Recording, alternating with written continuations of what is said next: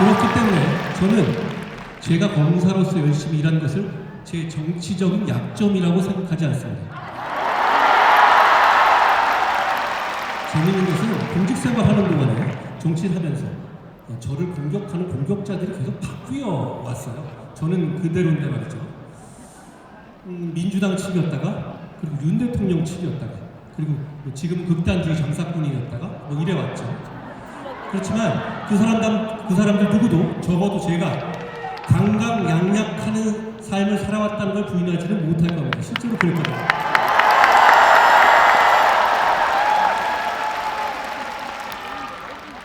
약자의 편에 서려고 노력했습니다. 그게 제 직업윤리라고 생각했고 앞으로도 그렇게 살 겁니다. 제가 정치하면서 앞으로도 그렇게 살 것이라는 것을 믿어주십시오. 믿을만 하지 않습니까? 여러분, 빛이 굉장히 강하네요. 이제 제가 론스타 사건 얘기를 잠깐 해볼게요. 많은 분들이 론스타 순서로 대한민국이 7조, 8조를 지켜냈다고 하십니다. 자랑스러울 것 같잖아요. 근데 저는 론스타 얘기를 들으면 솔직히 지긋지긋합니다. 자그마치 제 인생의 20년 동안 그 론스타라는 이름을 제 발에 족쇄처럼 달고 살았어요. 2006년에 론스타 특가조작 수사하고 그 재판 대법원 역전승 이기고 론스타가 대한민국 상대로 국제 중재를 걸어온 이후에는 그 대응 실무 작업을 누가 알아주지 않더라도 저는 해왔어요. 국제 중재에 관한 책을 한국, 외국 가리지 않고 다 사서 밤새 봤던 기억이 납니다. 잘 모르면 자신감을 가질 수 없잖아요. 그래서 저는 이건 이길 수 있다고 확신했고 그 마음으로 20년을 달려왔습니다. 제 주위 사람들은 그 20년 동안 저한테 이렇게 얘기했습니다. 야, 너 아무도 네가 그거 하는 거 몰라. 그러니까 대충 해. 그렇게 네가 올인해서 지면 다 네 독박이고 이기면 너 알아주지 않는다 라고들 했습니다. 그 말이 맞을 수도 있다고 생각했어요. 그러다가 제가 법무부 장관이 돼서 중재 1심 결과가 나왔고 항소 여부를 결정하는 상황이 됐습니다. 저는 론스타와 무슨 운명 같은 게 있는 거 아닌가라는 생각을 했었습니다. 중재 2심 결과도 8조 청구해서 4천억 정도 나온 거니까 이건 뭐 90몇 프로 이긴 거니까 이겼다고 할 수도 있잖아요. 1심 나올 때 민주당에서는 뭐 4조 질 거다 이렇게 얘기하고 있던 상황이었으니까요. 정부 입장에서도 이 정도로 만족하자라는 분위기가 많았습니다. 그러니까 항소 포기하자는 입장이 많았죠. 단순히 항소의 승률을 보면 10% 내외이기 때문에 항소 포기가 어쩌면 맞는 말이긴 한데요. 저는 이 사건을 너무 잘 알고 있었습니다. 중재 2심에서 제가 론스타 주가 조작을 밝혀낸 그 부분을 실체를 인정한 이상 저는 이거는 전 완승할 수 있다고 확신했습니다. 물론 소송이라는 것이 이성한 판사 만나면 집니다. 그러니까 그게 정말 확신은 아니에요. 그렇지만 해볼 만한 싸움이라는 제 스스로의 자신감 같은 것이었죠. 지면 사실 저한테 덤태기를 씌울 수밖에 없는 상황이기도 했으니까 또 실무자들 중에서도 부담스러워하는 사람도 많았지만 제가 장관으로서 어떻게든 다 책임진다고 다독이고 우리 실무자들과 함께 끝까지 가보기로 했습니다. 그리고 항소했고 그리고 그 시스템을 만들기 위해서 국제 법무국을 만들어냈어요. 결국 승소했습니다.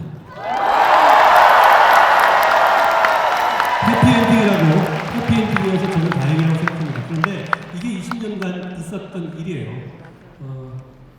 저도 20년이라는 세월 동안에 자꾸 의심이 들더라고요. 이걸 내가 계속 하는 게 맞나?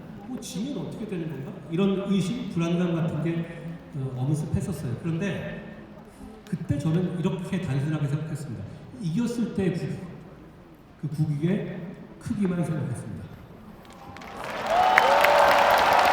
그 국익이 너하고 개인적으로 무슨 관련이 있느냐라고 말씀하실 수도 있어요. 그리고 그렇게 생각할 수도 있다고 생각해요. 그런데 저는 국익이 커지면 개인적으로 너무 행복합니다. 정치적 수사나 과장이 아니라 실제로 그렇습니다.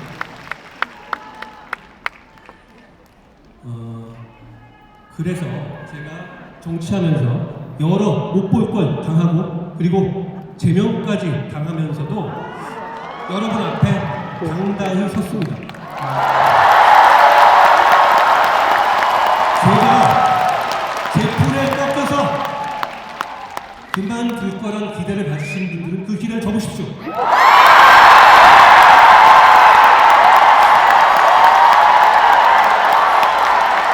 저는 그런 사람들을 이기기 위해 정치하는 것이 아니라 국익을 키우기 위해서 정치하기 때문입니다. 돌아보면 제가 누구도 칭찬하지 않아도 20년 동안 그 길을 걸어오면서 제가 많이 단단해졌던 것 같아요. 국익이라는 것이 나의 삶과 어떤 관계인지에 대해서 제가 굉장히 단단해져 왔던 그런 시간이었다. 여러분, 30살 시절에 이제 대선 자금 수사 얘기 잠깐 해볼게요.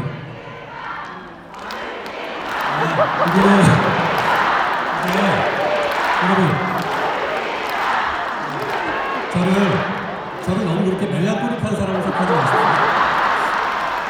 이 자리에 오면 이거 보니까 빛이 굉장히 강하네요. 그런 건데요. 어쨌든 30살 시절에 그리고 여러분 몬스타 얘기하다가 울 일은 없잖아요. 오해하지 마시고요. 제가 30살 시절에 대선 자금 수사 얘기를 해보겠습니다. 제가 2003년 초반에 초임검사 시절에 SK 사건 수사를 했어요. 이례적인 수사였어요. 그 이전에는 이런 수사가 없었거든요. 그때 제가 정말 지금보다도 훨씬 더 겁이 없었습니다. 이 사건에서 나온 단초로 2003-4년에 여당과 야당의 불법 대선 자금 수사가 있었어요. 그때만 해도 재벌들이 몇 천억씩 양당에 갖다 바치던 시대였거든요. 10,000원짜리로 말입니다. 그런데 제가 대격수를 하다가 그 단초가 나왔던 것이고 초임검사 때였어요. 그게 이어져서 결국은 대대적인 대선 자금 수사로 이어졌습니다. 그때 저는 어떤 사람의 힘, 결단이 세상을 바꿀 수 있다는 경험을 했어요.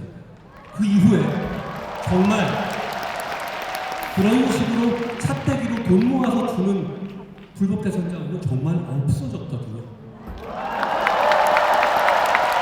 제 동의한 게 아니라 그때 역사에 그런 이벤트가 있었고 그 이벤트로서 나라가 발전했다는 말씀을 드리고 싶어요.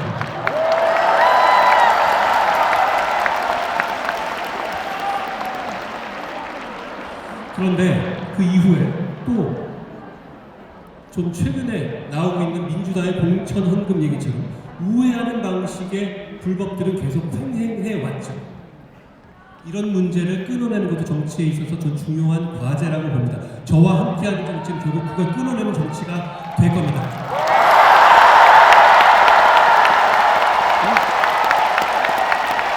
오늘 보니까 민주당에서 우리의 이 토크 콘서트를 비판하더군요. 여러분, 저는 이 콘서트에서 단 이런 한 분도 가져가지 않습니다. 그래야 여러분을 당당하게 더 자주 만날 수 있기 때문입니다. 공천 헌금 받아쳐먹고 출판 기념회로 돈 땡기는 민주당 정치인들이 우리의 이 모임을 비난하는 것에 대해서 저는 대단히 황당하게 생각합니다.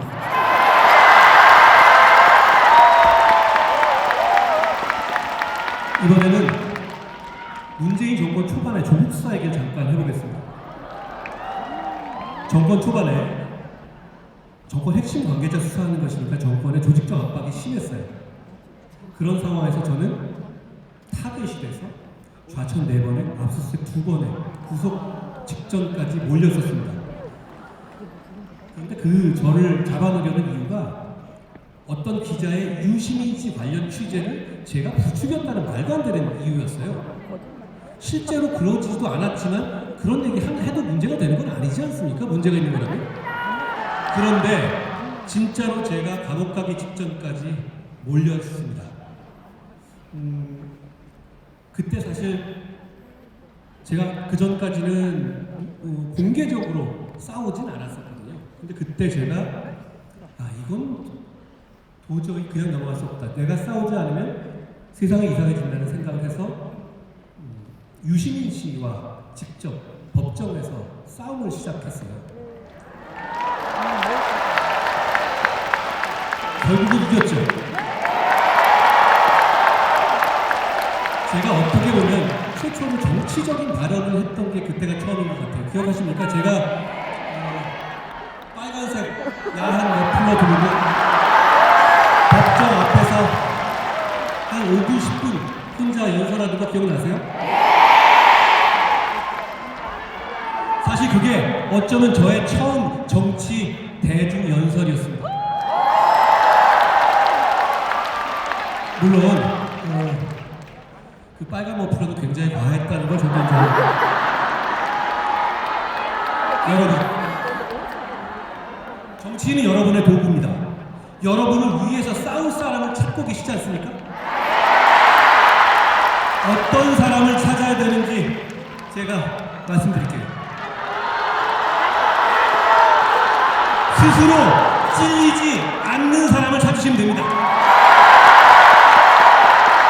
찔리면 권력과 못 싸워요. 자기가 자기 약점을 제일 알고 신경 쓰죠. 예를 들어서 부동산 투기 이슈 있는 사람이 부동산 문제 공격 못하고 항소 포기 이슈 있는 사람이 항소 포기 못하는 겁니다. 이쪽 저저의 권력들이 오랫동안 저를 탈탈 털어왔습니다만 탈탈 털어도 나올 건덕지가 없으니까 저런 채널A 사건이나 이런 말 같지도 않은 것으로 그동안 엮어보려 해왔습니다. 그때도 그랬고 이후 지금까지도 이쪽 저쪽이 저를 공격하는데요. 제가 이건 분명히 말씀드릴 수 있어요.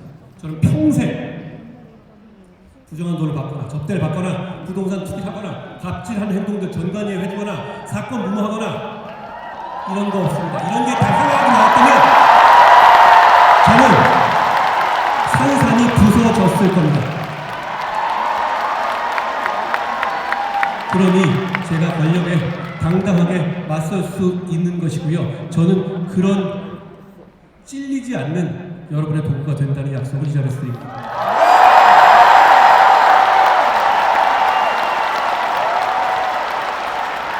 저는 이런 정치인이었습니다.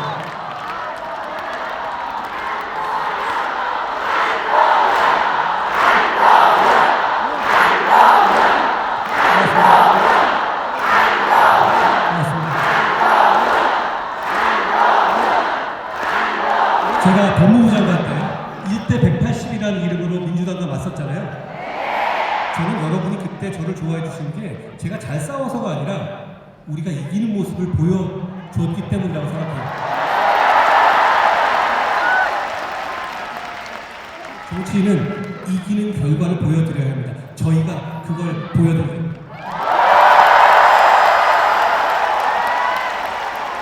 저는 그런 싸움에서도 나름대로 이런 원칙이 있었어요. 적어도 함께 가는 사람들, 함께 갈 수 있는 사람들에 대해서는 포용하고 공격하지 말자.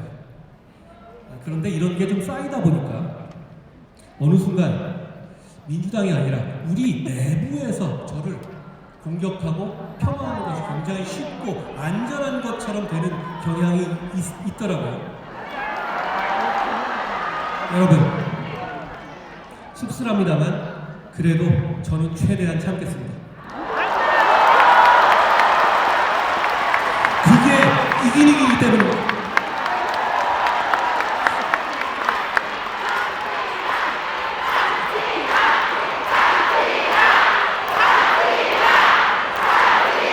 고맙습니다. 그런다고 제가 매번 참지는 않잖아요. 여러분, 제가 국민의힘 비상대책위원장으로 총선을 치렀습니다. 비상대책위원장 첫날 저는 함께 가면 길이 됩니다. 선민후사를 말하면서 제 출마를 포기한다고 말씀드렸죠. 무조건 이기기 위한 솔선수범의 의미였어요. 그런데 총선을 치르는 과정에서 그런 마음과 달리 총선을 이길 생각이 없는 힘센 사람들이 하나둘씩 보이기 시작했습니다. 총선을 통해서 당을 이기는 것이 아니라, 총선을 통해서 뭔가를 그냥 공고히 하고 권력을 공고히 하는 사람들 말이죠.